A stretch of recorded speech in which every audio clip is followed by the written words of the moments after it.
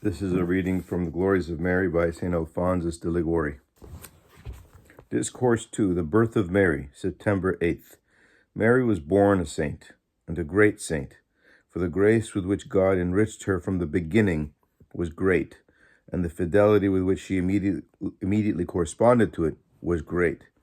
Men usually celebrate the birth of their children with great feasts and rejoicings, but they should rather pity them and show signs of mourning and grief on reflecting that they are born, not only deprived of grace and reason, but worse than this, they are infected with sin and are children of wrath, and therefore condemned to misery and death. It is indeed right, however, to celebrate with festivity and universal joy the birth of our infant Mary, for she first saw the light of this world, a babe, it is true, in point of age, but great in merit and virtue. Mary was born a saint, and a great saint, but to form an idea of the greatness of her sanctity, even at this early period, we must consider first the greatness of the first graces with which God enriched her, and secondly, the greatness of her fidelity in immediately corresponding to it. 1. To begin with, the first point. It is certain that Mary's soul was the most beautiful that God had ever created. Nay, more, after the work of the incarnation of the eternal Word, this was the greatest and most worthy of himself that an omnipotent God ever did in the world. St. Peter Damian calls it a work only surpassed by God. Hence it follows that divine grace did not come into Mary by drops, as in other saints, but like rains on the fleece, as it was foretold by David. The soul of Mary was like fleece, and imbibed the whole shower of grace without losing a drop. St. Basil of Seleucia says that the Holy Virgin was full of grace, because she was elected and pre-elected by God, and the Holy Spirit was about to take full possession of her. Hence, she said, by the lips of Ecclesiasticus, my abode is in the full assembly of saints. That is, as St. Bonaventure explains it, I hold in plenitude all that other saints have held in part. And St. Vincent Ferrer, speaking particularly of the sanctity of Mary before her birth, says that the Blessed Virgin was sanctified, surpassed in sanctity in her mother's womb above all saints and angels. The grace that the Blessed Virgin received exceeded not only that of each particular saint, but of all the angels and saints put together, as the most learned Father Francis Pepe of the Society of Jesus proves in his beautiful work on the greatness of Jesus and Mary. And he asserts that this opinion so glorious for our Queen is now generally admitted and considered as beyond doubt by modern theologians such as Cartagena, Suarez, Spinelli, Recupito, and Guerra, who have professedly examined the question, and this was never done by the more ancient theologians.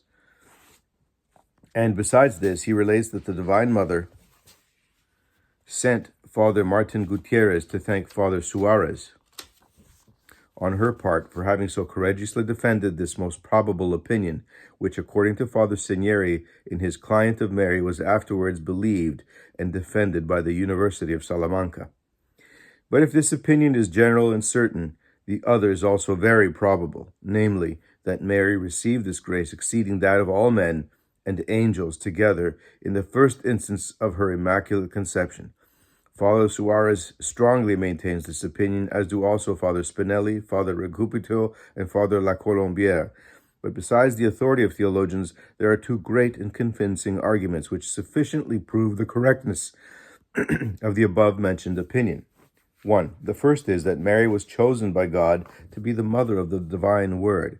Hence, Denis the Carthusian says that as she was chosen to an order superior to that of all other creatures, for in a certain sense the dignity of Mother of God, as Father Suarez asserts, belongs to the order of hypostatic union, it is reasonable to suppose that from the very beginning of her life, gifts of superior order were conferred upon her, and such gifts as must have incomparably surpassed those granted to all other creatures.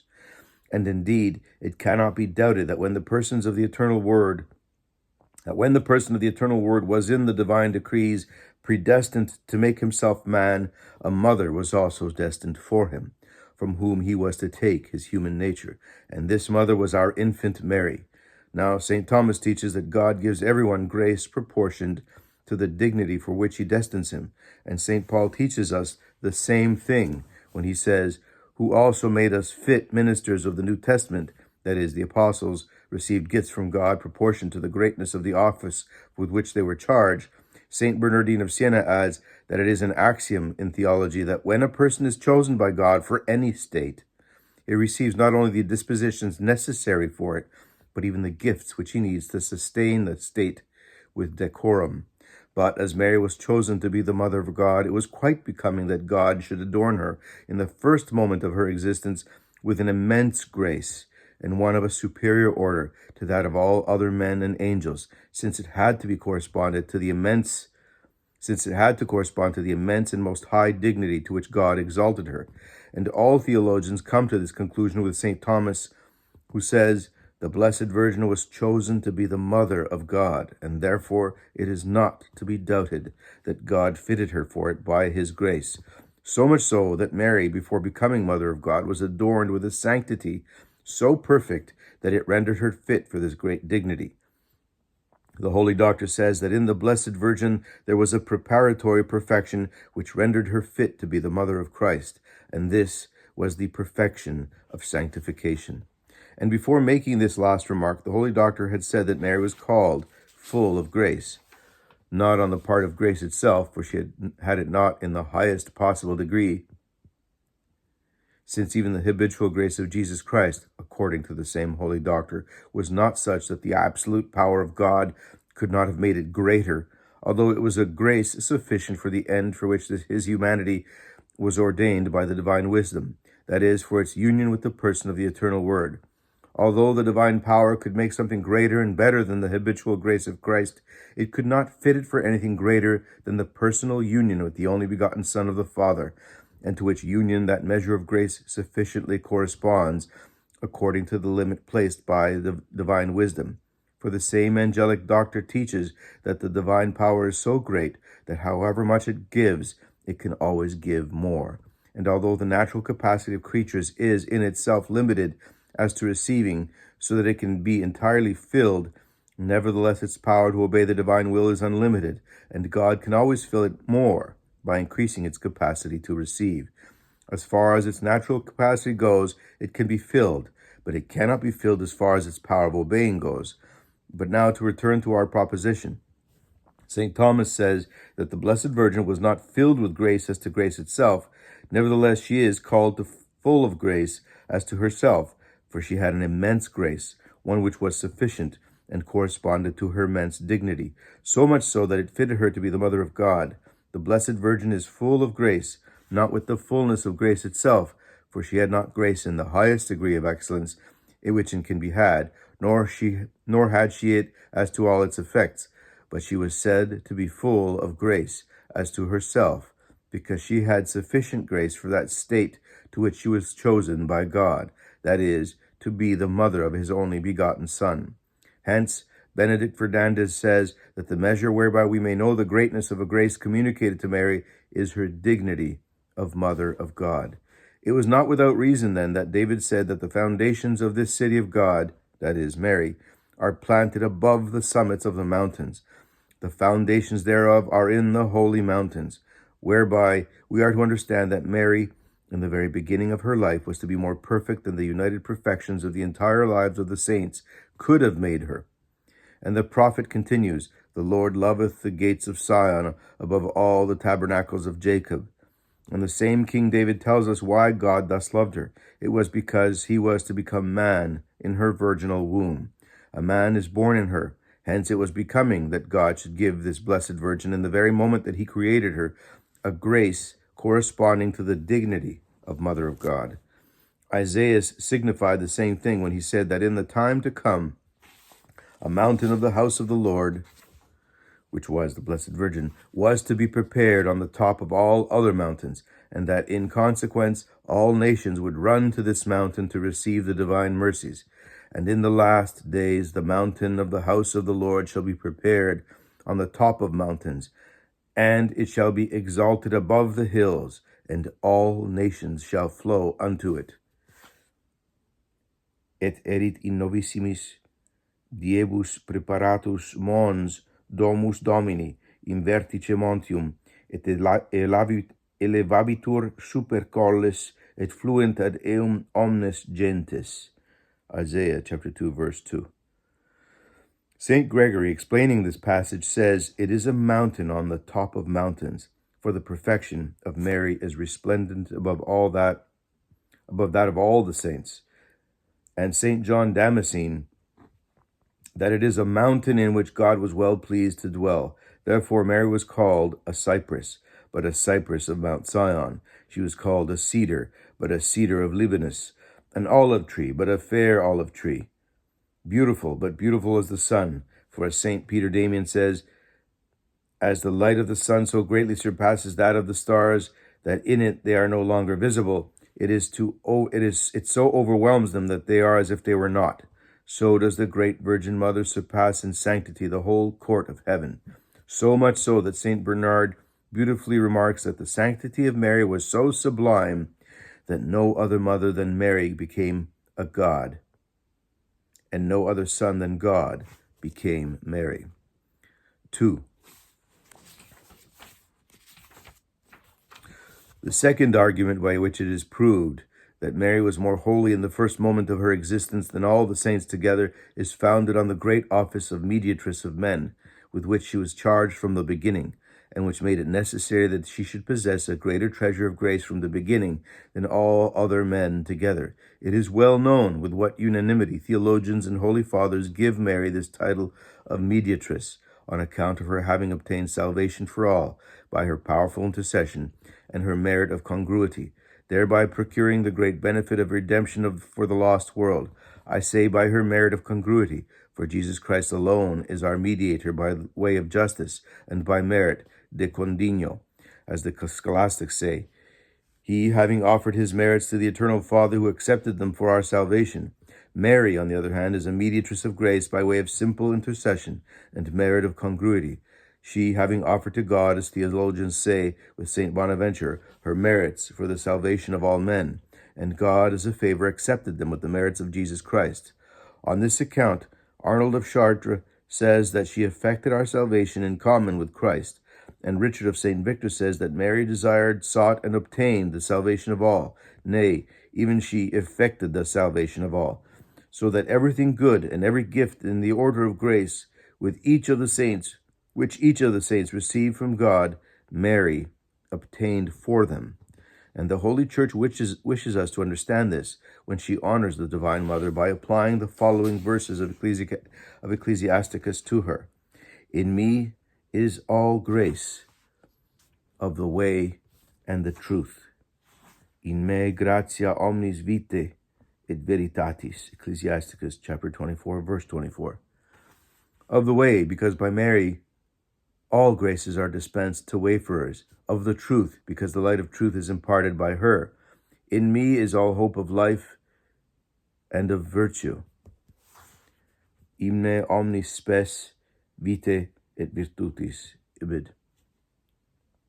Of life, for by Mary we hope to obtain the life of grace in this world and that of glory in heaven, and of virtue, for through her we acquire virtues, and especially the theological virtues, which are the principal virtues of the saints. I am the mother of fair love, and of fear, and of knowledge, and of holy hope. Mary, by her intercession, obtains for her servants the gifts of divine love, holy fear, heavenly light, and holy perseverance, from which St. Bernard concludes that it is a doctrine of the Church that Mary is the universal mediatress of our salvation. He says, "Magnify the finder of grace, the mediatress of salvation, the restorer of ages. This I am taught by the Church proclaiming it, and thus also she teaches me to proclaim the same thing to others." St. Sophronius, Patriarch of Jerusalem, asserts that the reason for which the Archangel Gabriel called her full of grace, "Hail, full of grace," was because only limited grace was given to others, but it was given to Mary in all its plenitude. Truly was she full, for grace is given to other saints partially, but the whole plenitude of grace poured itself into Mary. St. Basil of Seleucia declares that she received this plenitude that she might thus be a worthy mediatress between men and God. Hail, full of grace, mediatress between God and men, and by whom heaven and earth are brought together and united. Otherwise, says St. Lawrence Justinian, had not the Blessed Virgin been full of divine grace, how could she have become the ladder to heaven, the advocate of the world, and the most true mediatress between men and God?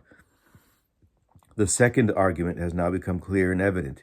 If Mary, as the already destined mother of our common Redeemer, received from the very beginning the office of mediatress of all men, and consequently even of the saints, it was also requisite from the very beginning she should have a great grace, exceeding that of all the saints for whom she was to intercede. I will explain myself more clearly. If, by means of Mary, all men were to render themselves dear to God, necessarily Mary was more holy and more dear to him than all men together. Otherwise, how could she have interceded for all others? That an intercessor may obtain the favor of a prince for all his vassals, it is absolutely necessary that he should be more dear to his prince than all the other vassals. And therefore St. Anselm concludes that Mary deserved to be made the worthy repairer of the lost world, because she was the most holy and most pure of all creatures. The pure sanctity of her heart, surpassing the purity and sanctity of all other creatures, merited for her that she should be made the repairer of the lost world. Mary, then, was the mediatress of men. It may be asked, but how can she be called also the mediatress of angels? Many theologians maintain that Jesus Christ merited the grace of perseverance for the angels also, so that as Jesus was their mediator, de condigno, so also Mary may be said to be the mediatress even of the angels, de congruo, she having hastened the coming of the Redeemer by her prayers, at least meriting de congruo to become the mother of the Messiah. She merited for the angels that the thrones lost by the devils should be filled up. Thus she at least merited this accidental glory for them. And therefore Richard of St. Victor says, by her every creature is repaired. By her the ruin of the angels is remedied, and by her human nature is reconciled. And before him St. Anselm said, all things are recalled and reinstated in their primitive state by this blessed Virgin. Let us conclude that our heavenly child, because she was appointed mediatress of the world, as also because she was destined to be the mother of the Redeemer, received at the very beginning of her existence grace exceeding in greatness that of all the saints together. Hence how delightful a sight must be the beautiful soul of this happy child have been to heaven and earth, although still enclosed in her mother's womb. She was the most amiable creature in the eyes of God, because she was already loaded with grace and merit, and could say, when I was a little one, I pleased the Most High. And she was at the same time the creature above all others that had ever appeared in the world up to that moment, who loved God the most, so much so that had Mary been born immediately after her most pure conception, she would have come into the world richer in merits and more holy than all the saints united. Then let us only reflect how much greater her sanctity must have been at her nativity, coming into the world after acquiring all the merits that she did acquire during the whole of the 9 months that she remained in the womb of her mother.